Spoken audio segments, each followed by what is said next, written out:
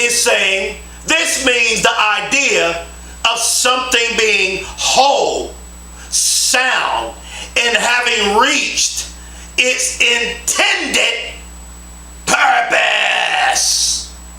Once you become a Christian, our lives should only be, how can we stay in the complete will of God and live our lives and sacrifice our lives completely to Jesus Christ.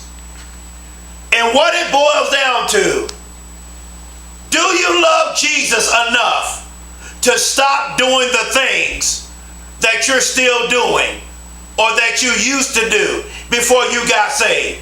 Because some of you are saved, but you still sleeping around. Some of you are saved, but you're still vaping. Some of you are saved, but you're still smoking and drinking alcohol and vaping. Some of you are saved, but you're still committing adultery and cheating on your spouse. Some of you are saved and you're still lying and cheating and stealing. Some of you are saved, but you're still jealous of other people.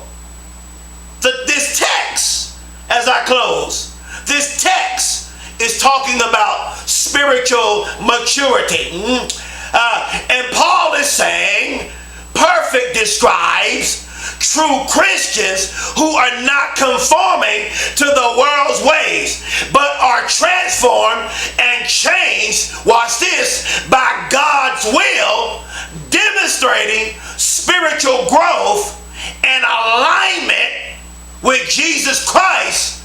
Perfect will for your life. God's will is perfect. God's will is perfect. God's will is perfect. God's will is perfect. God's will is perfect. Do you really want to be in the will of God? Because we're living in a time and season where so many Christians, so many preachers, pastors, leaders, they don't want to be in the will of God. They're in church, but they're not in the will of God. They're tithing, but not in the will of God. They're singing, but they're on the praise team, but they're not in the will of God. They're preaching behind the pulpit, but they're not in the will of God. They got Jesus on their lips, but they are not in the will of God. Lord, I feel a preach. I want to ask you a question as I close. Do you as a Christian want to be in the perfect will of God? Because Paul is saying in this context, the word perfect doesn't mean without flaws, or it doesn't mean you're going to be perfect. Lord have mercy. It doesn't mean you're going to be perfect and that we won't never sin. But because we still sin daily, what it means rather a state of wholeness and righteousness through Jesus Christ's grace and mercy. Meaning that we are not saying, oh, I'm going to go on, I'm not going to on purpose do sin. Because watch this, let me say it like this.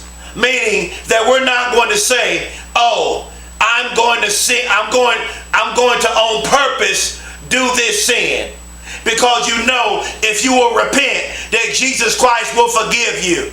But Paul is saying, having the mindset to want to please Jesus even when you sin and fall short. As I close, will in chapter 12, verse 2, Paul is saying it means desire, inclination, and purpose. And in this verse, it refers to God's desire for Christians to discern and live according to God's plan.